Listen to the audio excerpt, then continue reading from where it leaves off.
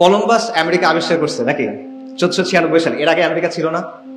ছিল, লক্ষ লক্ষ মানুষ ছিল সেখানে, লক্ষ লক্ষ না, মিলিয়ন্স, কোটি কোটি মানুষ ছিল ওখানে। সভ্যতা ছিল, ইনকা সভ্যতা ছিল, আজটেক সভ্যতা ছিল, কোটি কোটি মানুষের সেখানে বসবাস। কিন্তু ইউরোপিয়ানরা যখন সেখানে গেল তখন আমেরিকা আবিষ্কার হয়েছে, এর আগ পর্যন্ত আবিষ্কার ছিল না, এরকম একটা ব্যাপার। ভাস্কো দা গামা ভারতে আসার সমুদ্র পথ আবিষ্কার করছে, এর আগ পর্যন্ত ভারত লুকানো ছিল, কেউ দেখে নাই। না, এই সমুদ্র পথ আরবরা, পার্সিয়ানরা এবং ভারতীয় মার্চেন্টরা, বণিকরা শত শত বছর বা আরো বেশি ব্যবহার করছে। ভাস্কো দা গামা হলো প্রথম ইউরোপিয়ান যে এটা ইউজ করছে। অর্থাৎ ইউরোপ যখন কোনো কিছু একটা করে তখন এটা মানব জাতির মধ্যে প্রথম হয়ে যায়। ইউরোপের যেটা অবস্থান এটা মানব জাতির জন্য অবস্থান।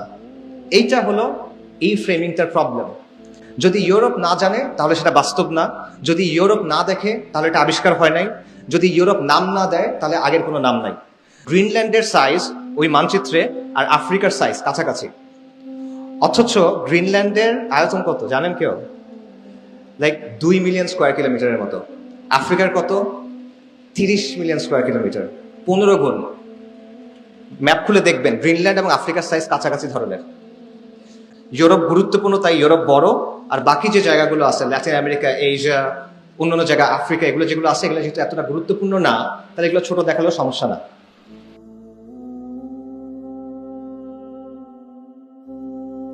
শিক্ষা নিয়ে একটা বিখ্যাত উক্তি আছে, নলেজ ইজ পাওয়ার।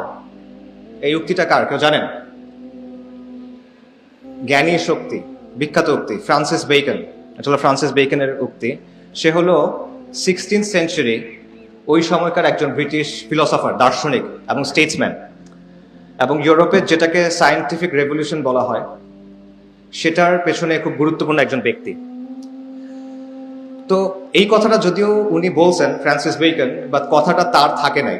কারণ অনেক কথা থাকে যেটা হয়তো বা একজন বলছেন বা একজন লিখছেন, বাট পরবর্তীতে এই কথাটা সবার হয়ে যায়, গণকথা হয়ে যায়। তো ফ্রান্সিস বেকনের কথাটা এরকম হয়ে গেছে, সবাই এই কথাটা গ্রহণ করছে। বিভিন্ন জায়গায় আপনি দেখবেন জ্ঞানী শক্তি, নলেজ ইজ পাওয়ার, এই কথাটা হয়।